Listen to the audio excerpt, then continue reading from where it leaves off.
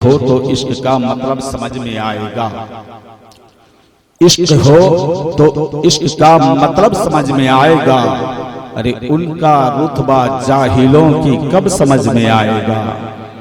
इश्क हो तो इश्क का मतलब समझ में आएगा और उनका रुतबा जाहिलों की कब समझ में आएगा। और मेरी मानो सैयदों से इश्क करना सीख लो, मेरी मानो सैयदों से इश्क करना सीख लो। अरे इसमें कितना फायदा है तब समझ में आएगा, इसमें कितना फायदा है तब समझ में आएगा। उसको शफी तेरी सरकार में लाता है रजा, उसको शफी जो मेरा गौस है और लाडला बेटा तेरा। सैयमा पहली माँ कहफे अमनो अमा, हक गुजारे रफाकत पे लाखों सलाम। मोहब्बत के साथ बारगाह रिसालत में दुरूद पाक का नजराना सारे लोग पढ़े, आगे से पीछे तक जोर से पढ़े। अल्लाहुम्मा सल्ली अला।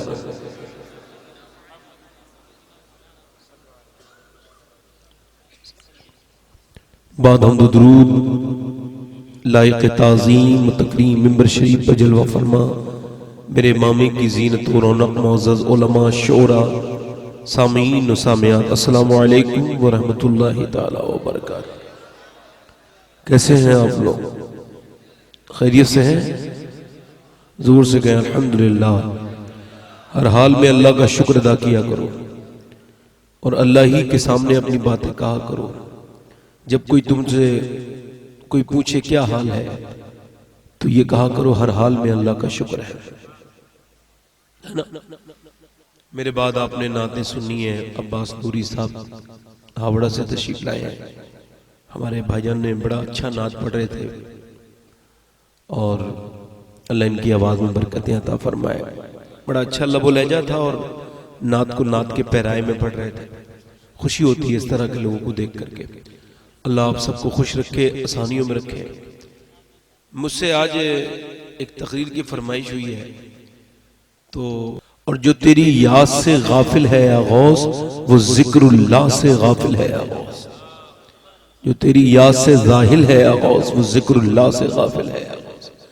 मैं सरकार गौसुल आजम की बारगाह में 2-3 शेर पेश करता हूँ, ठीक है? पढ़ दूं, उसके बाद तकरीर करूंगा। जरा हल्के से बोल रहे हो, जरा जोर से तो बोले एक बार सुभान अल्लाह। अल्लाह ने आपको तो जबान दी है, हुजूर की बारगाह में वही बोलता है जिसने बोलना न सीखा हो। यानी ऐसी तारीख मिलती है जब हुजूर की बात आए ना तो वो भी बोलता है जो कभी बोलना ही नहीं सीखा हो।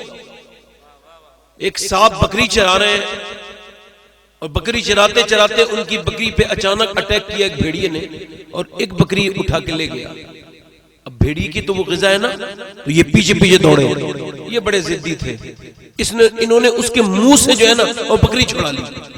जब छुड़ाई तो वो गुस्से में आ गया और अल्लाह की कुदरत कि वो गुस्से में आके बोला इंसानी ज़बान में, तुझे शर्म नहीं आती? अल्लाह ने जो मेरे लिए हलाल किया है तू मेरे मुंह से छीन के लेके जाता है। उसने कहा तू भेड़िया होके इंसान की ज़बान में बोलता है? क्या तुझे इस बात पे हैरत है कि मैं भेड़िया होके बोल रहा हूं? और मुझे इस बात पे हैरत है कि जंगल के सारे जानवर आमना के लाल को अपना नबी मानते हैं, तुम नहीं मानते। उसने बकरी दे दी नजराने में भेड़िए को और हुजूर की बारगाह में गया कि जाने के बाद अर्ज की या रसूल अल्लाह, मैंने ये सुना है, मुझे कलमा पढ़ा दे। सरकार ने फरमाया अभी नहीं, मेरे सारे सहाबा को बुलाओ। सारे सहाबा आ गए। नबी पाक ने फरमाया इनके सामने कहो ताकि इन्हें पता लगे मैं सिर्फ इंसानों का नबी बना के नहीं भेजा गया, जानवरों का भी अल्लाह ने मुझे नबी बनाया। जरा दोनों हाथ उठा के बोल दो जरा या रसूल अल्लाह, लब्बैक या रसूल अल्लाह। पढ़ता हूं 2-3 शेर। आला हजरत के खलीफा के बड़े मशहूर ज़माना शेर है। बरकत के लिए पढ़ रहा हूँ, आपकी दाद नहीं चाहिए मुझे, मैं बरकत के लिए पढ़ रहा हूँ। मेरे साथ पढ़ेंगे इंशाअल्लाह ना। खुदा के फजल से हम पर है साया गौसे आजम का, जिस पे साया हो वो जरा पड़ेगा मेरे साथ। खुदा के फजल से हम पर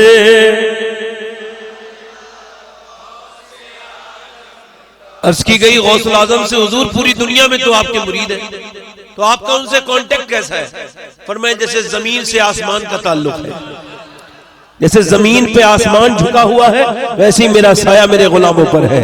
खुदा के फजल से हम पर है साया गौसे आजम का, हमें दोनों जहां में है सहारा गौसे आजम का, हमें दोनों जहां में है सहारा गौसे आजम का।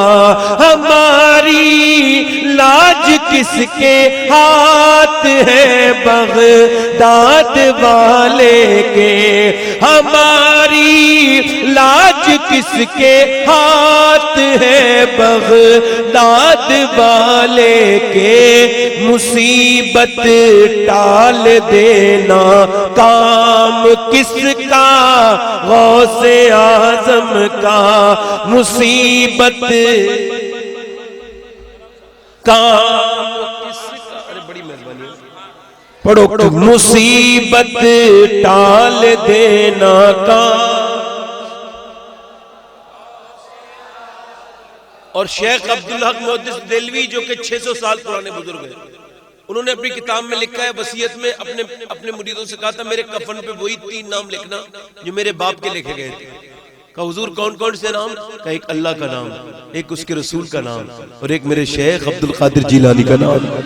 अजीजो कर चुको तैयार जब मेरे जनाजे को, अजीजो कर चुको तैयार जब मेरे जनाजे को, तो लिख दे ना कफन पर नाम वाला गौसे आजम का। नारे तकबीर, नारे रिसालत,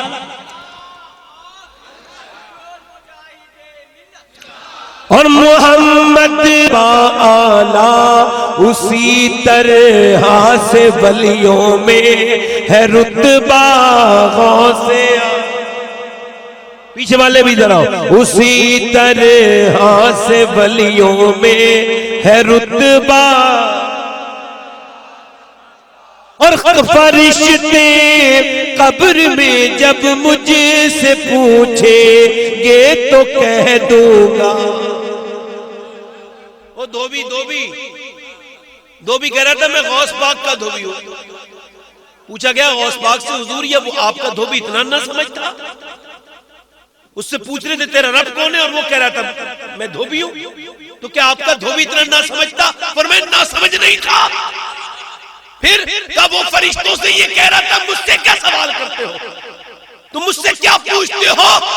अरे जो जिसके दरके में धोबी हूं ना, जिसके मैं कपड़े धोता हूं, वो तो जिसमें नजर डाल दे उस पे वली बना देता है। मैं तो धोबी हूं। बोलो बोलो जरा, बोलो दिल लगा के बोलो जरा। फरिश्ते कब्र में जब मुझे, एक आदमी आया गौस पाक की बारगाह में, कहने लगे हुजूर मेरे बाप मर गया और मैंने उसे ख्वाब में देखा उसकी कब्र में अजाब हो रहा है। आपने फरमाया वो मुझे जानता था, मेरी महफिल में कभी आता था? कहा हुजूर नहीं। कभी मेरी तकरीर सुनी थी? कहा नहीं। आपने नीचे को नजर की, उसके बाद कहा जा तेरा बाप अल्लाह ने उसे कर्म फरमा देगा, जा अजाब हट गया तेरे बाप का। वो दूसरे दिन आया, कहने लगा हुजूर आज मैंने ख्वाब में देखा है मेरा बाप पहले जहन्नम में था अब जन्नत में है।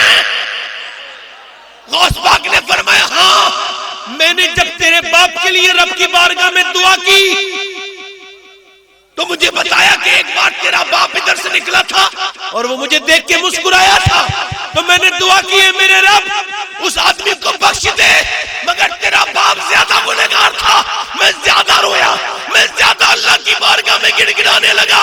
रब की रहमत जोश में आई, ए अब्दुल कादिर सिर्फ उस से ही नहीं बख्श रहा हूं, अब कयामत तक जो तेरा मानने वाला होगा सबको बख्श रहा हूं। फरिश्ते कब्र में जब मुझसे पूछेंगे तो कह दूंगा तरीका कादरी हूं ना मुले बागों से, तरीका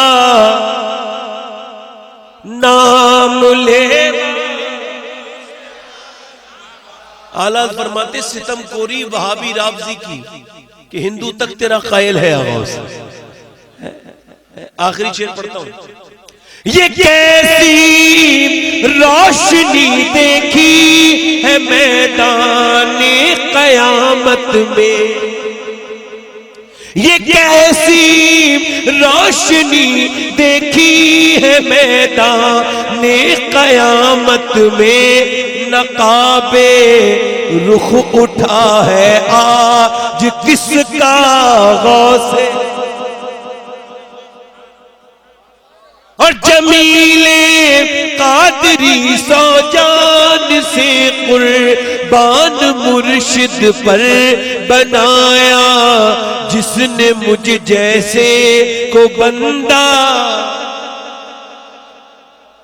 मैंने आज जिस हस्ती को अपना उन्वान बनाया है, अगर वो सही करके गुफ्तगू हो गई तो मेरी बख्शिश का भी सबब बनेगी और आपकी बख्शिश का भी सबब बनेगी। ई को कम करें। वो कौन है मैं जिसकी बात करने लगा हूं? मेरी बहनें कसीर तादाद में बैठी हैं, तो इनके लिए ये उन्वान मैंने इसका तयन किया है। वो कौन है? वो है कि सबका चैन मदीने में है। आला हजरत का चैन, मुजाहिद मिल्लत का चैन, गौसुल आजम की सारी औलादों का चैन कहां है? मदीने में। मेरा दिल तड़प रहा है, मेरा जल रहा है सीना, ये दवा वहीं मिलेगी, मुझे ले चलो मदीना। है ना, सबका मदीने में है ना। देखिए जरा गौर करे, आला हजरत का चैन मदीने में है, मुजाहिद मिल्लत का चैन मदीने में है। जरा गौर करे, मुफ्ती आजम का सुकून मदीने में है, आला सरकार निजामुद्दीन औलिया का सुकून मदीने में है, साबिर कलियरी का साबिर सरकार मखदूम अलाउद्दीन अलिया में साबिर कलियरी का सुकून मदीने में है, मोइनुद्दीन चिश्ती सरकार गरीब नवाज का सुकून मदीने में है, गौसुल आजम का सुकून मदीने में है, आला हजरत का सुकून मदीने में है, मौला अली का सुकून मदीने वाले के पास है, उस्मान जुन्नूरैन का सुकून मदीने वाले के पास है, हजरत उमर का सुकून मदीने वाले के पास है, हजरत अबू बकर सिद्दीक का सुकून मदीने वाले के पास है। मैंने अर्ज की या रसूल अल्लाह, सबका सुकून तो आपके पास है, आपका सुकून अल्लाह ने कहां रखा है? तो मदीने से आवाज आई, अल्लाह ने मुझे सुकून मेरी खदीजा के पास अता किया है। मैं जिक्र करने लगा हूं खतीजतुल कुबरा का, पहली मोमिना। ध्यान से सुनो, जब बाजार लग जाए ना और जब कारोबार अच्छा चलने लगे तो पूरी दुनिया तुम्हारी हो जाएगी, मगर जब अकेले तन्हा, कायनात की पहली मोमिना। ये उलमा इकराम की तरतीब है कि जवानों में हजरत अबू बकर सिद्दीक और बच्चों में हजरत अली, ये तरतीब है। वरना जिस दिन इस्लाम आया उस दिन कलमा पढ़ने वाली का नाम खतीजतुल कुबरा है। उस दिन कलमा पढ़ने वाली का नाम, बोलो तो सही यार जरा, उसी दिन कलमा पढ़ने वाली का नाम क्या है? जरा बोलो क्या है? खतीजतुल कुबरा है। अच्छा आप बताएं, पांच आयतें नाज़िल हुई है। कितनी? 5 आयतें सूरह ये इकरा जो है ना, 5 आयतें नाज़िल हुई। जब ये 5 आयतें नाज़िल हुई ना, तो मेरे नबी को किसी को सरदार को जाके सुनानी चाहिए थी, मगर नहीं, मेरे नबी ने किसी सरदार को नहीं सुनाया। मेरे नबी ने मक्के के किसी इंसान को नहीं सुनाया, बल्कि सबसे पहले अपनी बीबी खतीजा को सुनाया। मेरे नबी मदीने में 3 बार तकरीर करते थे। कितनी बार? 3 बार तकरीर करते थे, और 2 मरतबा, यानी एक हफ्ते में 3 बार तकरीर होती थी। 2 मरतबा औरतों के लिए होती थी, 1 मर्तबा मर्दों के लिए होती थी। मेरे नबी ने ये 5 की 5 आयतें आकर के सैयदा खतीजा को सुनाई। क्यों? क्योंकि मेरे नबी जानते थे मैं खतीजा को सुनाऊंगा, खतीजा अपनी बेटी फातिमा को सुनाएंगी, और फातिमा हुसैन को सुनाएंगी, और हुसैन करबला के मैदान में नेज़े पे चढ़ के सुना देंगे। चूंकि मां से 3 नस्लों तक जाता है दीन। मैं किसका जिक्र करने लगा हूं? हुसैन की नानी। हुसैन के नाना का तो जिक्र खूब सुना होगा, आज हुसैन की नानी का जिक्र सुन लो। बोलो तो सही सुभान अल्लाह। हुसैन के नाना भी बेमिसाल है भाई। हल्का सा ट्रेबल बढ़ा दो, इसका ट्रेबल बढ़ाओ हल्का सा, और इसका इको कम करो, इको कम करो, बेस कम करो, ट्रेबल बढ़ाओ, आवाज को साफ करो। ट्रेबल समझते हो? ट्रेबल बढ़ाओ। मैं भी मियां आधा छोटा मोटा मास्टर हो ही गया हूं, रोज रोज बोलते बोलते। समझ में आ रही नहीं आ रही आपके? जरा गौर करें, जरा तवज्जो करें। दर्द के सैयदा खतीजा का लक़ब क्या है? मलका अरब। क्या लक़ब है? अरब की सबसे ज्यादा मालदार औरत। नहीं किसी के पास इतने ऊंट हैं, नहीं किसी के पास इतनी बकरियां हैं, न किसी के पास इतना सोना है, मगर मैं कहता हूं खाली मालदार कहोगे तो खदीजा का हक अदा नहीं होगा। पूरी दुनिया की तारीख में कोई एक ऐसी औरत लेके आओ जो खदीजा के मुकाबले में बराबर हो, जिसके खानदान में, जिसके आंगन में अल्लाह ने इतनी बरकतें रखी हो। औरत एक खदीजा है, उनके बराबर में कोई औरत ऐसी है जो इन निस्बतों के साथ टिक सके? बताओ पूरी दुनिया में कौन औरत ऐसी है जिसके दामाद का नाम मौला अली मुश्किल कुशा हो, जिसके नवासों, जिसकी बेटी का नाम फातिमा ज़हरा हो, और जिसके नवासों का नाम इमाम हुसैन और हसन मुश्तबा हो, और जिसके शौहर का नाम मोहम्मद मुस्तफा हो।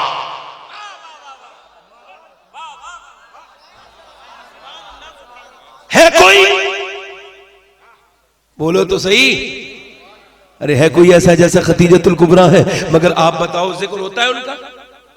इनका हो गया, उनका हो गया, उनका ले आए, इनका ले आए। उनका जिक्र नहीं करते जिनके दम पे इस्लाम खड़ा है। तारीख उसका जिक्र क्यों नहीं करते हम लोग? देखिए हमें नुकसान होगा, नहीं करेंगे तो। उनका कोई नुकसान नहीं है, नुकसान हमारा है। खतीजतुल कुबरा कौन है? इनकी हुजूर के साथ शादी जो हुई है ये इत्तेफाक नहीं है।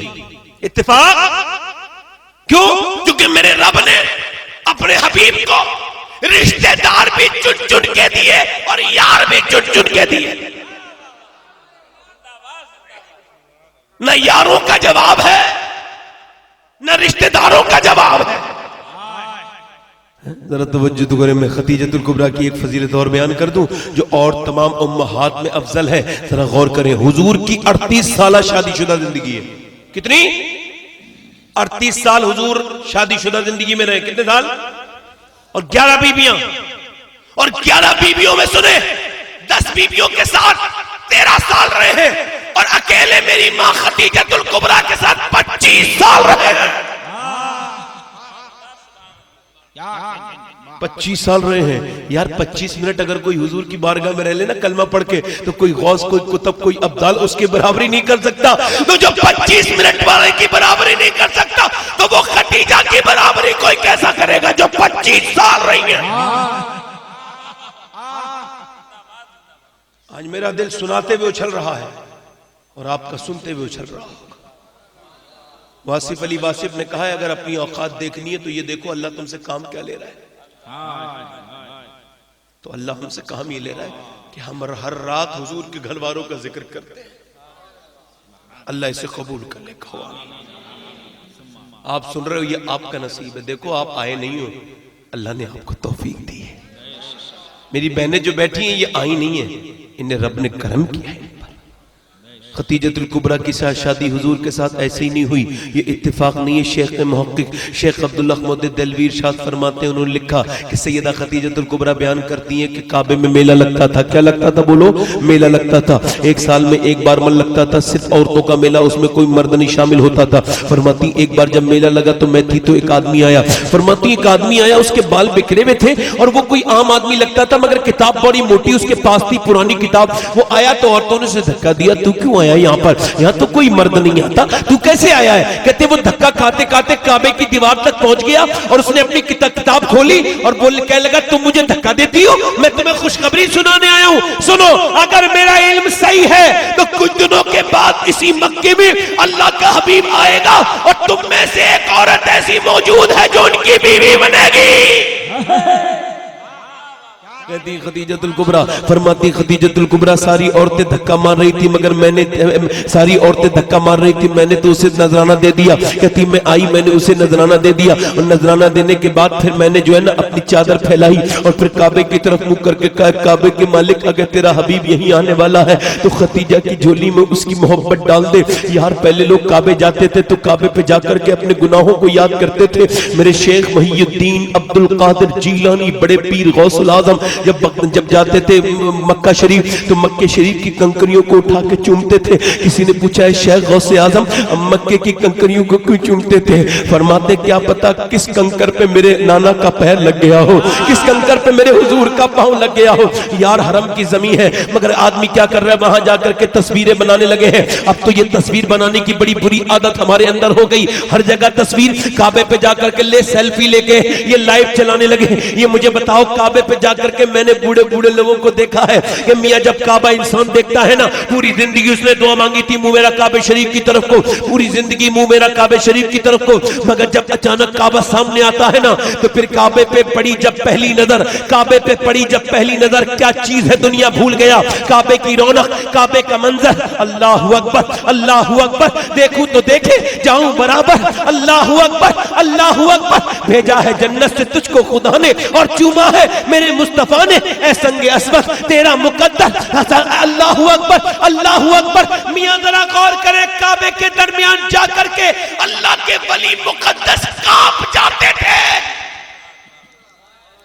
हुजूर के बड़े बेटे और छोटे बेटे इमाम हसन और हुसैन दोनों 25 हज किए पैदल, दोनों भाइयों ने, मगर कभी आप सवारी पे नहीं बैठे। लोग कहते थे इमाम हसन से भी इमाम हुसैन से भी, हुजूर आप दोनों भाई से आप मदीने से मक्के तक 450 किलोमीटर का, ये कहना आसान है, ये कहना आसान है, चलना मुश्किल है। आप तो मिना तक भी बस लेके जाती है, मुजदलिफा तक भी बस लेके जाती है, अरफात के मैदान तक भी बस लेके जाती है, और आप मक्के से मदीने से मक्के आते थे 450 किलोमीटर, 450 किलोमीटर, और फिर पूरे मक्के में मेरे हिसाब से अगर आदमी हज करे ना पैदल तो 100 किलोमीटर पैदल चलना पड़ेगा उसे, अगर वो हज करे इस जमाने में। मैंने उसे सबका काउंट किया। आप दोनों भाई जाते थे, लोगों ने कहा आप सवारी पे क्यों नहीं बैठते, इधर देखें आप सवारी पे क्यों नहीं बैठते, तो आप फरमाने लगे इस वजह से, इमाम हसन फरमाते थे कि इस वजह से अल्लाह के मुकद्दस घर में, अजीम परवरदिगार के अजीम घर में मैं अगर सवारी पे बैठ के जाता हूं तो मुझे शर्म आती है, इस वजह से मैं पैदल जाता हूं। अल्लाह अकबर, जरा गौर तो करें आज काबा जाकर के क्या क्या बदतमीजी नहीं करते लोग। अल्लाह अकबर, शॉपिंग मॉलों में घुसे रहते हैं। मैंने तो मदीने तक में देखा है लोगों को, मदीने में सेल्फियां, तुमने फोटो नहीं देखे, आपने भी देखे होंगे, गुम्बद खदरा पीछे है, लोग उमरा करके आया, अपने आप को गुमराह करके आया। ये बता तूने अपने आप को बेकार कर लिया? मियां ऐसे करके सेल्फी लेके खड़ा है, वहां पे तस्वीरें बना रहा है, तौबा तौबा अस्तगफिरुल्लाह। आपको पता है शेख मुहक्किक शेख अब्दुल हक मौदूद देलवी फरमाते हैं कि जब हुजूर की बारगाह में जालियों पे जब कोई सलाम पेश करता है ना तो सरकार ऐसे करके देखते हैं, गर्दन उठा के देखते हैं। तो हुजूर क्या देखेंगे? सेल्फी लेते थे। गुनाह याद आने चाहिए थे। काबे में हुजूर की बारगाह में जाके अल्लाह तूने फरमाया था तेरे हबीब के पास जाऊं, तो मैं तो पूरी जिंदगी का गुनहगार आ गया हूं। आला हजरत फाज़िल बरेलवी जा रहे निकल के मदीने में, ज़ियाउद्दीन मदनी फरमाते हैं कि एक कुत्ते ने एक पूंछ हिलाई, यानी कुछ खाने को मांगा, आला ने दुकान से कुछ खरीदा, उसे दे दिया। फिर आला हजरत उन्हें बैठ गए, कहते मेरे घर इतना रोए इतना रोए। मैं कहने लगा हुजूर आप क्यों रोते हैं? आपने शेर कहा, पारा दिल भी न निकला दिल से तोहफे में रजा, उन सगाने कू से इतनी जान प्यारी वाह वाह। कहते अहमद रजा कोई वो हिंदुस्तान का कुत्ता तो नहीं था, मदीने का कुत्ता था। तुझे तो अपना दिल निकाल के देना चाहिए था, तूने उसे दुकान से ले जाके खाना खिला दिया। तुझे अपना दिल काट के दिल का टुकड़ा दे देना चाहिए था, मगर तूने अपनी जान को ज्यादा समझा मदीने के कुत्ते से। उन सगाने कू से इतनी जान प्यारी वाह वाह। फरमाते खौफ है समा खराशी सगे तैबा का, वरना क्या आता नहीं ना लौफगा हमको। आला फरमाते मुझे मदीने में शर्मिल लगता है कि कहीं मदीने के कुत्तों के कान न छिल जाए, वरना मैं आवाज से रोना चाहता हूँ, मदीने में जोर जोर से रोना चाहता हूँ, मगर मैं जोर से इस वजह से नहीं रोता मेरे रोने से मदीने के कुत्तों के कानों पे कोई तकलीफ न गुजर जाए। अल्लाह अकबर, अल्लाह अकबर। सौफ है समय खराशी है मदीने में यार, मदीने में तो अपने गुनाह याद आने चाहिए थे। हजरत जुनैद बगदादी मदीने गए, 10 सेकंड में बाहर को निकल आए। वो सलाम करके किसी ने पूछा, हम समझते थे आप बहुत देर तक रोते रहेंगे जालियों के पास, हुजूर के रोजे के पास। कहने लगे नहीं, मैंने हुजूर की बारगाह का अदब सीखा है कि जब मैं हुजूर के रोजे पे रहता हूँ ना तो मैं सांस नहीं लेता अपना, मैं सांस लेने को भी बेअदबी समझता हूँ। यार मदीने जाना था तो भी यही कहना चाहिए था, मुजरिम बुलाए आते हैं जाऊ का है गवाह, फिर रद हो कब ये शान करीमों के घर की है। सरकार हम गवारों में तर्ज अदब कहाँ, हमको तो बस तमीज यही भीख भर की है। आसी भी है जहीद ये तैबा है जाहिदो, मक्का नहीं तमीज जहां खैर शर की है। और अल्लाह लब्बा है, आंखें बंद है, फैली है झोलियां, कितने मजे की भीख तेरे पाक दर की है। आला हज़रत फरमाते हैं, हरम की जमीन और कदम रख के चलना, अरे सर का मौका है ओ जाने वाले। अल्लाह तुम्हें कभी मदीना मक्का दिखाए ना जिंदगी में, तो वह जहां के बेअदबी मत करना। अगर वहां से ठुकरा दिए गए तो फिर कहीं नहीं बख्शे जाओगे, वहां बेअदबी मत करना, क्योंकि मक्का और मदीना ये तस्वीर बनाने की जगह नहीं है, तकदीर बनाने की जगह है।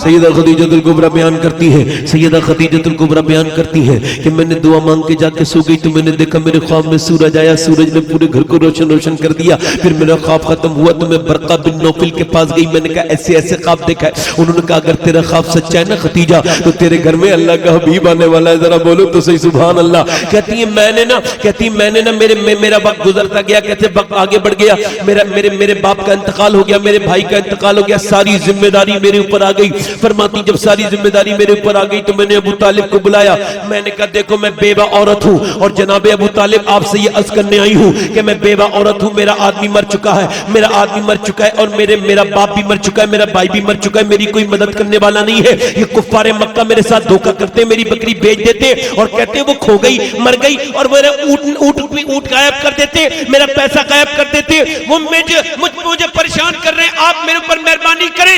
सैयदा खदीजा कहती जब मैंने उनसे कहा ना तो उन्होंने कहा मैं तो तुम्हारी मदद नहीं कर सकता, मक्के के बाहर भी नहीं जा सकता। उनका मैं आपको आपके लिए नहीं, मैंने सुना है आपका एक भतीजा है जो पूरे दिन मजदूरी करते हैं आपके भतीजे, और शाम को गरीबों के घर में सारा पैसा दे आते हैं। कहा बिल्कुल सही कहती हो तुम। कहा मैं उन्हें बुलाना चाहती हूँ, यानी हुजूर की तरफ इशारा किया। वो कह लगे बड़ा गैरतमंद है मेरा बेटा, ऐसे नहीं आएगा। कहा मैं अपने खादिम को भेजूंगी। उन्होंने खादिम को भेजा, अपनी खादिमा को भेजा। सैयदा खदीजा कहती मैंने उन्हें से गुजारिश की, कहती मेरे घर की मेरा घर जो था ना, न पूरब की तरफ दरवाजा खुलता था, न पश्चिम की तरफ। कहती जब मैंने उस दिन देखा ना कि पूरब की तरफ भी दरवाजा नहीं खुलता था, न पश्चिम की तरफ। कहती जब सूरज निकलता था तब भी नूर नहीं आता था, जब सूरज डूबता था तब भी रोशनी नहीं आती थी। मगर मैंने उस दिन देखा जब मैं झुक के काम कर रही थी, मैंने देखा मेरे पूरे कमरे में नूर ही नूर फैल गया, पूरे कमरे में उजाला ही उजाला हो गया। मैंने कहा या अल्लाह, कहीं सूरज ने रास्ता तो नहीं बदल दिया, निजाम शमसी तो नहीं बदल गया। कहती मैंने पलट के देखा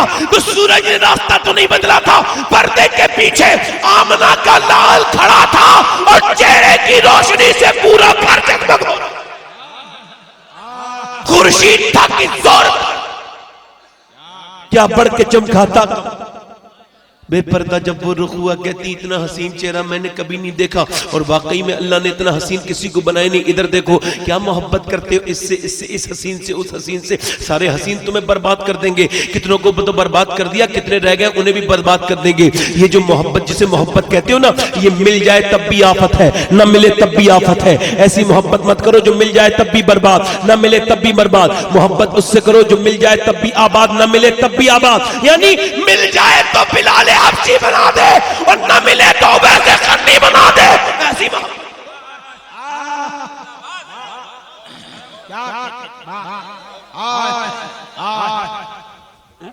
हुजूर का चेहरा सुभान अल्लाह। होंठ ऐसे अल्लाह ने किसी के नहीं बनाए, ऐसे हुजूर के होंठ। ऐसी आंखें अल्लाह ने किसी की नहीं बनाई, ऐसी हुजूर की आंखें। ऐसी पेशानी किसी की भी नहीं है। अल्लाह। मैमूना बिन्ते करदम कहती मैंने अपने बाप से कहा हुजूर का दीदार करा दो अब्बा। तो मेरी माँ मेरा बाप मुझे ले गया, कहने लगे हुजूर उठ नहीं पड़े। कहते मैंने नजर उठाई, उठ न सकी। दूसरी बार कोशिश की, उठ न सकी। दीदार की दिल में हसरत थी, दीदार करेंगे हम उनका। आया जो जमाले यार नजर, हम होश में आना भूल गए। कहती मैंने बहुत कोशिश की मगर नजर नहीं उठी, नबी का चेहरा तो नहीं देखा, उंगलियां देख ली। कहती उन उंगलियों को देखे हुए परसों बीत गए, आज तक मैंने बड़े बड़े हसीनों के चेहरे देखे मगर जो खूबसूरती आमना के बेटे की उंगलियों में देखी वो किसी हसीन के चेहरे में भी नहीं देखी। बेकलुस्साई पुकार उठा, कदमों में जबी को रहने दो, चेहरे का तसव्वुर मुश्किल है जब चांद से रोशन एड़ी है रुखसार का आलम।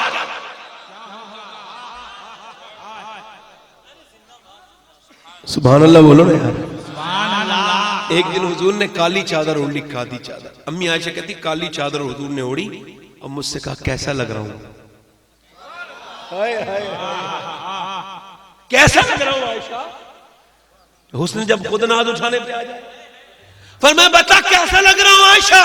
मैंने कहा हुजूर कमा कहूं तो वो लफ्ज ना बने जो आपकी तारीफ कर सके, ला युमकिन सुनाओ कमा काना कहूं बातस खुदा बुजुर्ग दुई किस्सा मुख्तसर। ए मेरे महबूब आपकी पूरी तारीफ तो आयशा के किसी की बस की बात नहीं है, अलबत्ता काली चादर में जनाब का चेहरा ऐसा लग रहा है कि जैसे बादलों में से कोई बदली का चांद बाहर आ गया हो।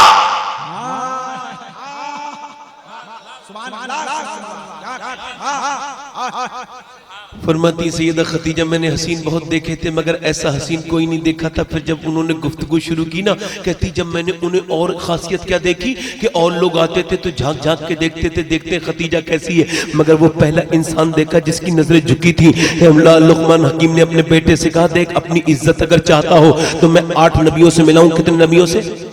देखो खाली मजा मत लिया करो तकरीर का, कुछ बातें अपनी दिल में भी ऐड किया करो, कोशिश करो। मैं ये नहीं कह रहा आप एकदम अमल कर लोगे, 10-10 साल लग जाते हैं एक बात पे अमल करते करते, कोशिश करो आज से ही करो। कहते हैं मैंने अपने बेटे से नसीहत की कि 8 नबियों से मिला, 800 बातें सीखी, 800 में थे 8 का इंतखाब किया यानी 100 में से 1, और फिर उन 800 में से 1 का इंतखाब किया। वो यह है कि जब किसी घर जाओ, अगर मेरे बेटे किसी घर जाना तो अपनी निगाहों को कंट्रोल में रखना, इसके बदले में अल्लाह तेरे दिल में नूर पैदा कर देगा, दुनिया में तेरी इज्जतें हो जाएंगी। कहती जब वो बोलने लगे ना तो फिर बातों से फूल झड़ने लगे। कहती मैंने कहा मेरे गुलाम के साथ आप सफर पे चले जाएंगे, हुजूर ने इजाजत दे दी। कहती मैंने अपने गुलाम से कहा देख मैं तुझे इस बार जो भेज रही हूँ ना वो दुनिया के सबसे मुअज़्ज़ज़ इंसान के साथ भेज रही हूँ, वो मक्के के सबसे शरीफ इंसान है, उनके साथ कोई बदतमीजी ना करना, उनका ख्याल रखना, उनका गुलाम बन के रहना। मैसरा कहता है मेरी तो आदत थी ये सब बातें सुनने की, मैं तो था ही गुलाम, मगर मुझे क्या पता था कि इस बार हकीकी मानों में गुलाम बन जाऊंगा। कहता है मैं जब उनके साथ गया ना तो मुझे उनका ख्याल रखने की तो जरूरत नहीं पेश आई, उन्होंने मेरा ख्याल रखा। पहले मुझे सुलाते थे फिर खुद सोते थे, पहले मुझे खिलाते थे फिर खुद खाते थे। अल्लाह अल्लाह अकबर फरमाता है वो मैसरा कि मैं उनके बगैर जब गया था तो मेरे ऊपर धूप पड़ती थी, मगर जब उनके साथ गया तो पूरे मुल्क के शाम के सफर में न आते हुए न जाते हुए एक दिन भी मेरे सर पे धूप नहीं आई। कहा क्यों? कहा जब वो चलते थे तो बादल साया करता हुआ चलता था।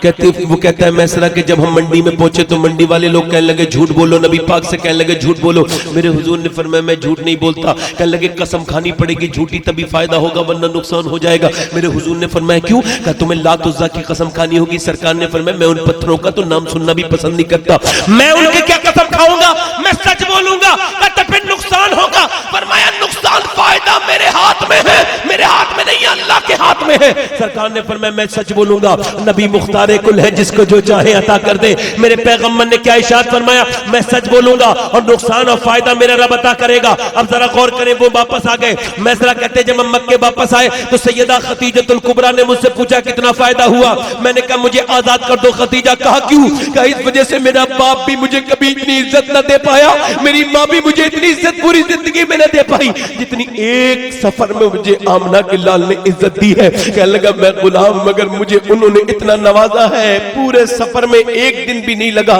कि मैं उनका गुलाम हूं, हर बार वो मेरी खिदमत कर रहे थे। अल्लाह अकबर। ए मेरी खतीजा मुझे आजाद कर दे। अल्लाह अकबर बोली फायदा कितना हुआ? मैसरा बोला फायदा सुनो, आज तक किसी झूठे को इतना फायदा नहीं हुआ जितना उस सच्चे ने सच बोल के फायदा किया। झूठ बोलने का नुकसान क्या होता है? झूठ बोलने का नुकसान यह है कि कमाई हराम हो जाती है ना। खतीजतुल कुबरा कहती है मैंने मेरे दिल में उनकी मोहब्बत बढ़ गई, मैंने पैगाम निकाह भेजा। पहले मेरे तरफ आते थे पैगाम, हर कोई चाहता था शादी कर ले। अरब की सबसे मालदार औरत से कौन नहीं कहेगा शादी कर ले? हर कोई चाहता था शादी कर ले। कहती मैंने पैगाम भेजा। अच्छा, इतनी मालदार औरत का जब पैगाम आएगा तो कौन मना करेगा? पैगाम आया, नफीसा लेके आई हुजूर की बारगाह, मेरी मालकिन आपसे शादी करना चाहती है। हुजूर ने फरमाया मैं अभी जवाब नहीं दूंगा, पहले अपने चचा अबू तालिब से पूछूंगा।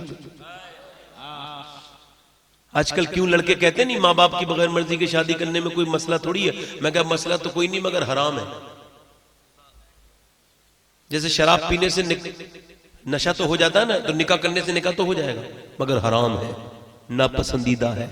ऐसा निकाह कामयाब नहीं होता है, ऐसा निकाह कामयाब नहीं होता है। जहां माली न हो वो पेड़ का क्या मामला है? पेड़ जब तंदुरुस्त हो जाए तो फिर माली को भूल जाइए, कौन सी बात है। तवज्जो करें मेरी तरफ, देखें, गौर करें, गौर करें, जरा गौर करें। हुजूर ने निकाह का पैगाम के लिए हाँ कर दी, और वो भी मशवरा लेके। हुजूर को किसी की मशवरे की जरूरत नहीं थी, मगर नबी दुनिया को बताना चाहते थे अगर तुम चाहते हो तुम्हारे घरों में बरकतें हो तो देखो सुन्नत ये है, माँ बाप से पूछ के शादी करो। ये सुन्नत भी है और इसमें हिकमत भी है, बरकत भी है। अच्छा, आपने देखा होगा किसी बेवा के घर कोई बारात जाती है मुसलमानों में, ऐसे बहुत आशिक रसूल है, हम सब ये कर देंगे, वो कर देंगे, अब कर दिया, ये कर दिया, वो कर देंगे, ये कर देंगे, अब बड़े नारे। बेवा के घर शादी करता है कोई लड़का? क्यों नहीं करते? हराम है क्या? नाजायज है क्या? है भाई, बेवाओं से शादी क्यों नहीं करते लोग? री मैरिज क्यों नहीं होती? दूसरी बार शादी क्यों नहीं होती? कुआरा लड़का शादी क्यों नहीं करता बेवा से? क्यों नहीं करता भाई? इधर देखें, एक बेवा ने फांसी लगा ली, वो बच गई तो किसी ने पूछा तू क्यों मरने की कोशिश कर रही थी? कोशिश क्यों कर रही थी मरने की? कहने लगे अपनी मां की वजह से। मेरी मां मेरे भाई की शादी के लिए शॉपिंग कर रही थी, मैंने कहा मुझे भी लेके चलो। कहने लगे तुझे नहीं लेके जाऊंगी, तू मनहूस है, तेरी नजर पड़ गई तो मेरे बच्चे की जिंदगी पे बुरे असर पड़ेगा, बुरे असरात मुरत्तब होंगे। कहने लगी जब मेरी माई मुझे मनहूस कहने लगी तो मैं जी के क्या करूंगी? मैं कहता हूं मुआशरे में कोई बेवा औरत हो ना, जिसका आदमी इंतकाल कर गया हो, जिस पे गम का पहाड़ टूटा हो, इसका दिल टूटा हुआ हो, और उसके बच्चे हों और कोई सहारा ना हो ना, तो उस लड़की के सर पे हाथ रख देना, उस बच्चों को अपना लेना। फैशन के चक्कर मत पड़ना, दुनियादारी के चक्कर मत पड़ना। अगर उन यतीम बच्चों के चेहरे पे तुम्हारी वजह से खुशी आ गई ना, तो कोई राजी हो ना हो, मेरा रब राजी हो जाएगा, मेरा रब राजी। और ये मैं समझना कि तुम जवान हो, कायनात में अल्लाह ने जवान और हसीन बहुत पैदा किए, मगर अपने हबीब की तरह हुजूर की बारात जा रही है। तू शाह खूबा, तू जाने जाना है, चेहरा उम्मुल किताब तेरा, ना बन सकी है ना बन सकेगा मिसाल तेरी, जवाब तेरा। शादी हो गई, हुजूर की वालदा कहीं दूर थी, वो कह रही थी मैं अपने बेटे की शादी की खबर सुन के सोचा मक्के जाऊं, फिर मेरे दिल ने कहा नाना अब वो बड़ी औरत के शौहर बन गए, अब तुझसे कहां बात करेंगे। हलीमा तू खाना बदोश औरत है, तेरे पास क्या है? झोपड़ी में तू रहती है, उजरत पे दूध पिलाने वाली दाई है, तेरी औकात क्या? वो तुझसे अब बात नहीं करेंगे। फिर दिल ने कहा नाना खतंजाना, नाना हलीमा तू तो पहले, वो तो बचपन में भी करीमी थे, वो तो अब भी करीमी होंगे। कहती मेरा दिल चाहा, मैं जब गई ना तो बिल्कुल वैसे ही हुआ, मेरा बेटा मुझे देख के खड़ा हो गया, और मेरे बेटे ने फिर एक चादर बिछाई और मुझे ऊपर बिठाला और खुद मेरे कदमों में बैठ गए। कहती उनकी बीबी ने पूछा ये कौन है आप जिन्हें इतनी इज्जत देते हैं? फरमाया पहचाना नहीं खदीजा, ये मेरी मां हलीमा है, इसने मुझे दूध पिलाया है। ये मेरे नबी ऐसा क्यों कर रहे हैं मालूम है? मेरे नबी अपने उम्मतियों को बता रहे हैं, मुझे और आपको बता रहे हैं कि अगर तुम तुम ये चाहते हो कि तुम्हारी बीवियां तुम्हारी माओ की खिदमत करें, तो तुम पहले अपनी बीवियों के सामने अपनी मां की इज्जत करना सीखो।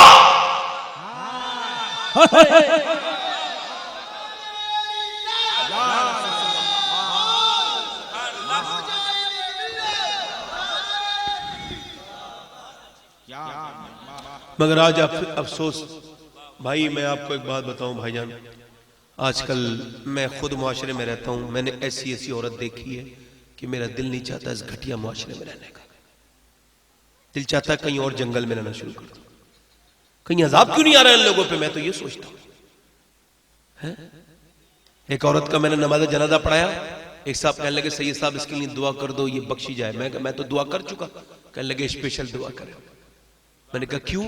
कहने लगे इसके 5 लड़के थे, तबीयत खराब हुई तो एक ने दूसरे घर भेज दिया, अस्पताल नहीं ले गए, दूसरे ने तीसरे घर, तीसरे और काय पे रख के मालूम है, वो फलों के रेड़ी पे रख के, उस पे रख के भेज दिया। कहते चौथे ने 5वें घर भेज दिया, 5वें ने बहन के घर भेज दिया, बहन ने नहलाया धुलाया, घर में रखा, उसका आदमी आया, उसने अपनी सास को देख करके धक्का मारा, मैं क्यों रखूं अपने घर में जब इसके बेटों ने रखा।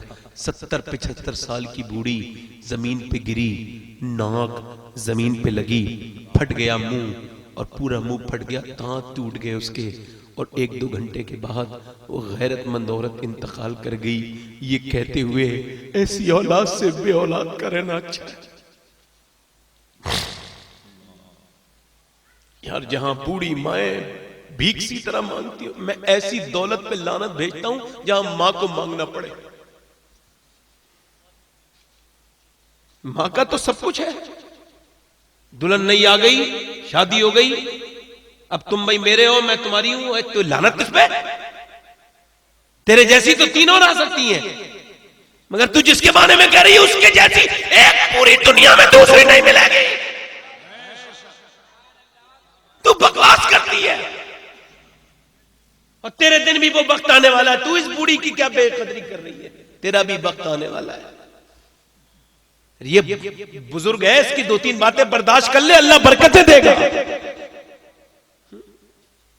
मां के साथ बदतमीजी करना, एक बार मां चली जाए तो दूसरी मां नहीं मिलती। एक आदमी की बीवी मर गई, उसने शादी कर ली दूसरी, 9 साल का बच्चा था, 1 साल के बाद 10 साल का हो गया। 1 साल के बाद उसने अपने बेटे से पूछा, बता पहले वाली मां अच्छी थी या ये अच्छी है? तो वो आंखों में आंसू ला के बोला, अब्बा वो अच्छी थी, ये सच्ची है। तो क्या मतलब? कब वो मुझे मारती थी और कहती थी शाम को खाना नहीं दूंगी, तूने आज शरारत क्यों की? और फिर शाम को मुझे ढूंढती थी, पास बिठाती थी, हाथ से खाना खिलाती थी और कहती थी देख तू मुझे परेशान ना किया कर, तुझे मारने के बाद मुझे बड़ी तकलीफ होती है। और फिर रात को अपने पास लोरियां दे के सुलाती थी, अब्बा मैं जब शैतानी करता हूं ये सच्ची है, पहले मुझे मारती है, फिर कहती शाम को खाना नहीं दूंगी, फिर ये देती नहीं है, मैं पूरी रात भूखा रहता हूँ, ये मुझे आपके पीछे बहुत बुरा बुरा मारती है, मुझे पहले वाली माँ ला दो, मुझे ये माँ पसंद नहीं है। अल्लाह अकबर। दो सबको सब मिल जाते हैं, आदमी मर जाए तो औरत को दूसरा आदमी मिल जाएगा, और माँ मर जाए तो औरत को दूसरा, शौहर को दूसरा बीबी मिल जाएगी। मगर जिसकी माँ गई हो उससे पूछो, माँ नहीं मिलती दूसरी बार। माँ का ख्याल करो साहिबो, माँ होती है, माँ एक बार चली जाए दूसरी बार नहीं मिलती। माँ से मोहब्बत करो, माँ वही है जो तुम्हारा ख्याल लगती है। और खुदा के वास्ते यार, अल्लाह के वास्ते यार, तुम्हारे ऊपर हक है उनका यार, तुम कहां दौड़े जा रहे हो? अपने बाप का भी ख्याल करो। एक बाप एक ऐसा किरदार है मुआशरे का कि जिस पर कोई बात नहीं करना चाहता, मगर मैं चूंकि खुद एक बाप हूं तो मुझे इस बात का एहसास है कि बाप का क्या मामला है। आज मियां माँ करते हैं लोग, माँ अपनी जगह है, मगर मियां बाप भी अपनी जगह है। बाप चूंकि जाहिर नहीं करता। अल्लाह अकबर। एक आदमी मेरे पास आया, कहने लगा सैयद साहब मेरे बाप ने मुझे घर से निकाल दिया और वो मुझ पे जो है ना परेशान मुझे कर रहा है। वो कह रहा है कि तुझे मैं पैसे नहीं दूंगा और तुझे मैं दौलत से बेदखल कर चुका हूं। मैंने कहा तुझे परेशान होने की जरूरत नहीं है, ईद आ रही है, कभी ईद मिले हो अपने अब्बा से? कहने लगा नहीं मिला। मैंने कहा इस बारी आपने ईद मिलनी है। कहने लगा मैं ईद नहीं मिलूंगा, अब्बा मुझसे नाराज है। मैंने कहा आपने ईद मिलनी है। हर सूरत में मिलनी है, और ईद मिलते वक्त दुरूद भी पढ़ना है। वो समझा ये कोई अमल है, वो गया वापस आया कुछ महीने के बाद, कहने लगा मेरा काम हो गया और ये कुछ नजराना रख लीजिए। मैंने कहा नजराना ना दो, मुझे बात बताओ क्या हुआ। कहने लगे ईद वाले दिन मैंने अब्बा से कहा अब्बा ईद मिलूंगा, तो नाराज थे ना, मैं नहीं मिलता। मैंने कहा नहीं अब्बा ईद मिलूंगा। कहने लगे नहीं मिला। मैंने कहा मैं अब्बा मिलूंगा, मुझे हटा दिया। कहते मैंने जबरदस्ती बाहों में अपने बाप को जकड़ लिया, और जकड़ने के बाद मैंने जब दुरूद पढ़ना शुरू किया ना, तो थोड़ी देर तो मुझे धक्का मारते रहे, और थोड़ी देर के बाद फिर वो रोने लगे। मेरे सीने की गर्मी जब मेरे बाप के सीने की गर्मी से लगी ना, तो बाप का सीना पिघल गया। मेरा बाप रोने लगा। मैंने अब्बा क्यों रो रहे हो, अब्बा क्यों रो रहे हो। कहने लगे बेटे आज तूने मुझे इज्जत दी है, कभी जिंदगी में तूने मुझे इतनी इज्जत नहीं दी थी। तू मुझे कुछ समझता कब था। मैंने, तू क्या समझता दौलत मेरे लिए सब कुछ है, मेरी पूरी कमाई तो तू है। मैंने अपनी जवानी में आग लगा के तेरी जिंदगी में उजाला किया है। मैंने परदेश काटे बेटे, मैंने तेरी ख्वाहिशों को पूरा किया, मैंने अपने जज्बात को कुर्बान करके तुझे पाला था, मगर तूने आज। वो कहने लगा सैयद साहब 40 साल का हो गया हूं मैं, मुझे भी आज तक एहसास नहीं था, बस बाप सुनता था, मगर आपका शुक्रिया कि मैं गले लग के एहसास कराया कि बाप के सीने की गर्मी कितनी अच्छी होती है। कभी बाप के पास भी बैठ जाया करो, दोस्तों के साथ खाना खाने वालों कभी बाप के साथ भी तो खाया करो। एक बार बाप चला जाए दूसरा बाप नहीं मिलता। दुनिया में ढूंढो, आज से 21 साल पहले मेरे वालिद का इंतकाल हुआ था। अल्लाह का दिया हुआ सब कुछ है, मगर वो बाप नहीं है। एक बार एक बाप, एक रिवायत पड़ी, बाबा फरीद कहते हैं जो अपने बाप के तलवे को बगैर किसी कपड़े के चूम लेगा, उसे 1 साल की नफली इबादत का सवाब मिलेगा। अल्लाह अकबर, बाप की कदर करो। अल्लाह अकबर। हलीमा कहती है मेरे बेटे ने मुझे इतनी इज्जत दी, मेरे साथ बैठते थे, खाते थे, और कहती फिर मैं जब जाने लगी ना 40 दिन के बाद, तो मैं समझती थी खतीजा बड़ी मालदार औरत है, इज्जत नहीं करेगी, मगर उसने तो अपने हाथ से मेरे कपड़े धोए, मेरा बाल बनाए, मेरी इतनी खिदमत की। औरतें कहती है मैं अपनी सास की खिदमत क्यों करूं, मेरा बड़ा आदमी है, मेरे बाप, मेरे आदमी की सैलरी भी बड़ी है, और मेरा बाप भी बड़ा है, मेरे आदमी की सैलरी बड़ी है, मेरा आदमी बड़ा आदमी है, मैं किसी का काम नहीं करूंगी। और सुन औरत बदतमीज, ओ तकब्बुर करने वाली, गुरूर पीटी, सुन दुनिया में तेरा बाप, तेरा शौहर बड़ा शौहर हो सकता है, तेरा शौहर मालदार हो सकता है, मगर तेरा शौहर खतीजा के शौहर की पैरों की थोबन के बराबर भी नहीं।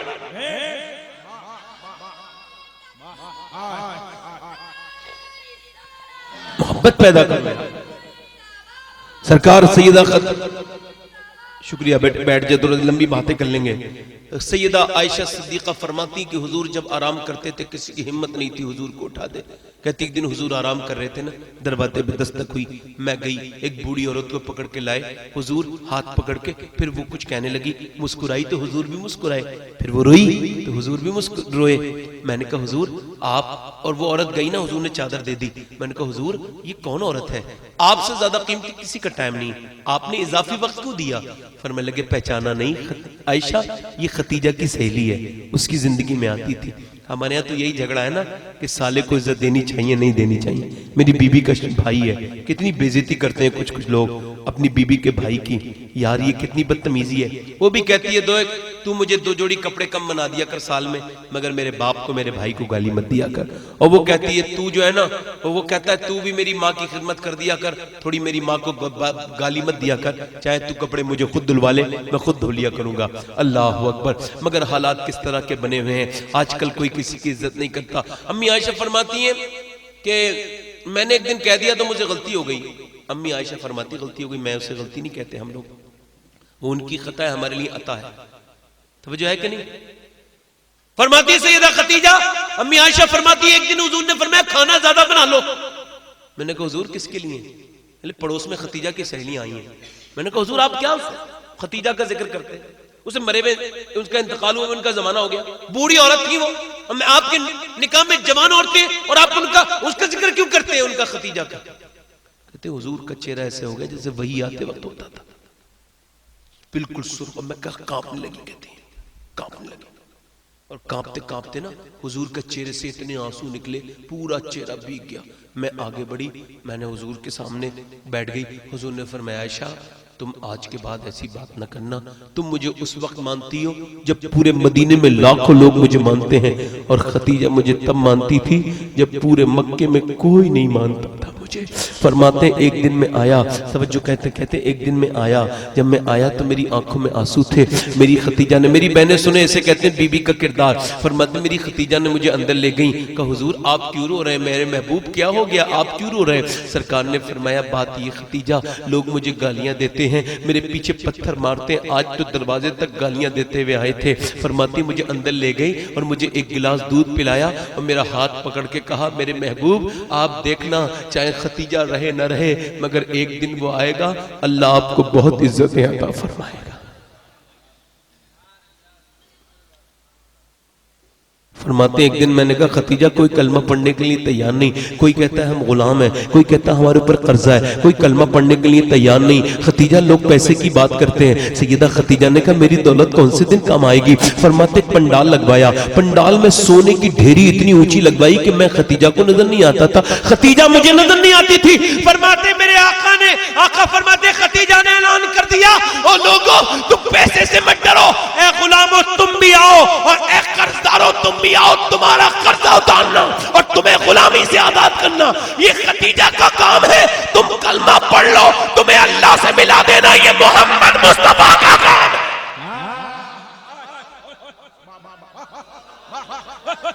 कहते सारी दौलत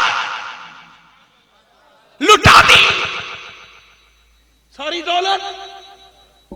मालदार अगर बीवी किसी गरीब की बीवी बन जाए ना, मालदार उसका बाप हो तो पूरी जिंदगी ताने देती है, मगर सैयदा खतीजा हुजूर फरमाते हैं मेरे साथ शेबे अबी तालिब में रही 3 साल। लॉकडाउन लगा था, कितनी परेशानी हुई थी, हुजूर को भी शेबे अबी तालिब में रखा था जालिम ने।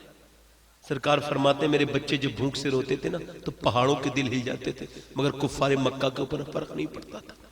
फरमाते मेरी खतीजा, इधर देखे तवज्जो करें, फरमाते मेरी खतीजा ना, फरमाते मेरी खतीजा ना, फरमाते मेरी खतीजा मेरे साथ 7-7 दिन फाकी करती थी। कितने कितने दिन? और फरमाते मेरी खतीजा ने मेरे साथ 7-7 दिन के बाद पेड़ के पत्ते खाए। इसे जरा गौर करें, इस बात को जरा सोचें जरा। एक औरत पूरे अरब की सबसे मालदार औरत हो और फिर उसके बाद उसका क्या हो, उसके बाद ये हो कि वो हुजूर फरमाते हैं उसकी मेरी खतीजा की तबीयत बिगड़ गई। अच्छा गारे हिरा पे हुजूर जाते थे, कहाँ जाते थे और वहां क्या करते थे, एतिकाफ करते थे। वह 2-2 दिन 3-3 दिन आप ठहरते थे और ठहरते थे जब आप, तो आप वहां, मैं जब पहली मरतबा गया ना 2017 में, तो लोग वहां नमाज पढ़ रहे थे जहां हुजूर नमाज पढ़ते थे। मैंने कहा साहब, वो लोग बोले आप भी नमाज पढ़ लीजिए। मैंने कहा मैं नहीं पढ़ूंगा। कहने लगे हुजूर यहाँ नमाज पढ़ते थे। मैंने कहा मैं नहीं पढ़ूंगा। बोले क्यों? मैंने कहा मैं उस जगह कैसे नमाज पढ़ लूं, वहां पत्थर पे कैसे पाँव रख दूं जिस पे मेरे हुजूर के आंसू गिरे। मैं इतना बेअदब तो नहीं हूं ना। मैंने कहा मैं नहीं, जितने लोग थे सब कांप गए, कहा ये क्या साहब आपने पेश कर दिया। मैंने कहा साहब अपना अपना रंग है, अपनी अपनी नजर है। इस पत्थर पे हुजूर ने नमाज पढ़ा है, मेरी इतनी औकात है कि मैं अपने पाँव वहां पे रख दूं, मैं इधर पढ़ लूंगा या इधर पढ़ लूंगा। अच्छा फिर वहां के पत्थर चमक रहे थे और वो ये कह रहे थे जाके पूरे हिंदुस्तान में ये बात बताना कि जितना तुम्हारे नबी तुम्हारे लिए रोए हैं इतना कोई किसी के लिए नहीं रोया है। गारे हिरा ने देखे हैं सजदे रसूल के, है याद पत्थरों को इबादत रसूल की। आज हुजूर के सारे गुलाम हुजूर को भूल चुके हैं। तवज्जो करें, जरा गौर करें। अल्लाह रसूल के गुलामों, मैं जब चढ़ रहा था 2017 में तो 2.5 किलोमीटर की चढ़ाई है। कितने की? 2.5 किलोमीटर की। अच्छा 2.5 किलोमीटर पहाड़ पे चढ़ना कोई छोटी मोटी बात नहीं है, ये सुनना भी आसान है। मैं जब चढ़ा था तो कम से कम 9-10 जगह बैठा था, तब जाके कहीं चढ़ा था। हालांकि जवान इंसान हूं, मगर फिर मेरी माँ खतीजा की बात याद आई कि वो 4 किलोमीटर पैदल चल के आती थी, फिर 2.5 किलोमीटर ऐसे चढ़ती थी, और वो भी दिन में दो बार, कभी रोज रोज आती थी खाना लेकर के। वहां कोई हाजी आता है ना, हाजी जाता है तो 40 दिन रहता है, अगर 1 महीना भी रहता है तो एक ही बार जाता है। इतनी सख्त चढ़ाई है वो। मगर मेरी माँ 55 साल की उम्र के बाद जब जाती होंगी खतीजा तो कैसे चढ़ती होंगी? बोलो जरा, बोलो तो यार जरा बोलो, कैसे चढ़ती होंगी? मलका अरब कैसे चढ़ती होंगी? अल्लाह अकबर। अच्छा ये बताओ मुझे, अगर कोई मुझसे ये कह दे कि तुझे गौसे आदम ने सलाम कहा है तो मैं अपनी पूरी जिंदगी को कामयाब मान लूंगा। मेरे गौस पाक ने सलाम कह दिया मुझे। अच्छा सुने, किसी को अगर मौला अली सलाम कह दे, मगर खतीजा का मकाम वो है कि जब सैयदा खतीजा खाना लेके गई और जब दस्तरखान रखा गया तो जिब्राइल अमीन हाजिर होते हैं, अर्ज करते हैं या रसूल अल्लाह, अल्लाह आपकी खतीजा को सलाम कहता है।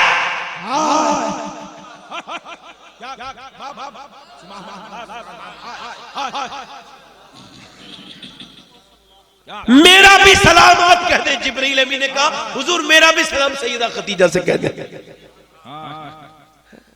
अल्लाह आला हजरत मुजद्दिद दीन व मिल्लत फाज़िल बरेलवी फरमाते हैं, तवज्जो इधर देखो तो सही यार, जोर से बोलो। फरमाते हैं आला हजरत के आम औरत आम आदमी का हक अदा नहीं कर सकती, चाहे कितनी भी खिदमत कर ले, मगर खतीजा वो है जिसने मेरे नबी का हक अदा कर दिया। हक गुजारे रफाकत पे लाखों सलाम। तवज्जो है तवज्जो है कि नहीं?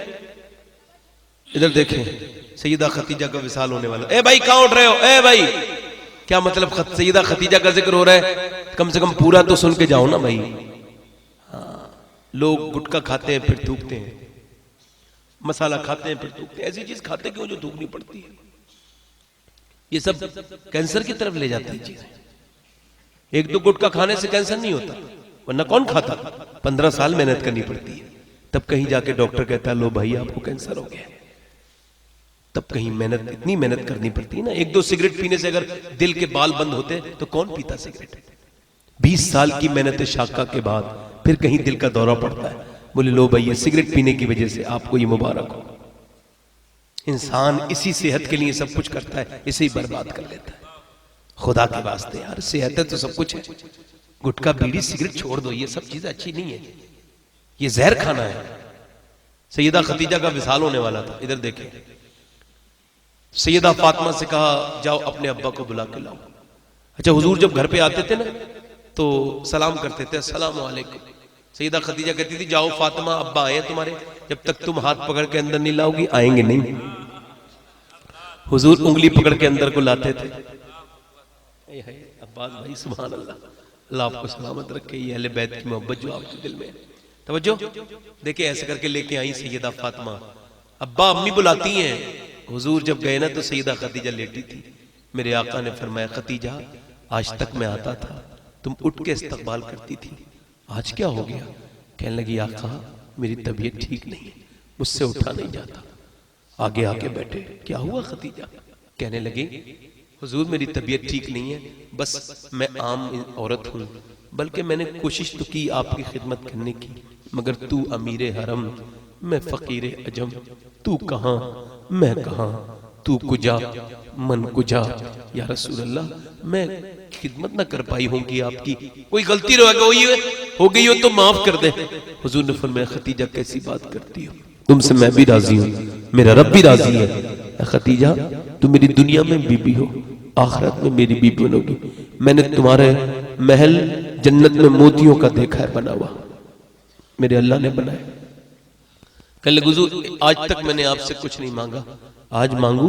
हुजूर ने फरमाया बोलो खतीजा। कहने लगे हुजूर एक जोड़ी कपड़े दे दें, आपके कपड़े पहन के मैं अपना कफन बना के कब्र में जाना चाहती हूँ, क्योंकि मुझे पता है जहाँ आपका कपड़ा होता है वहाँ अजाब कोई नहीं आता।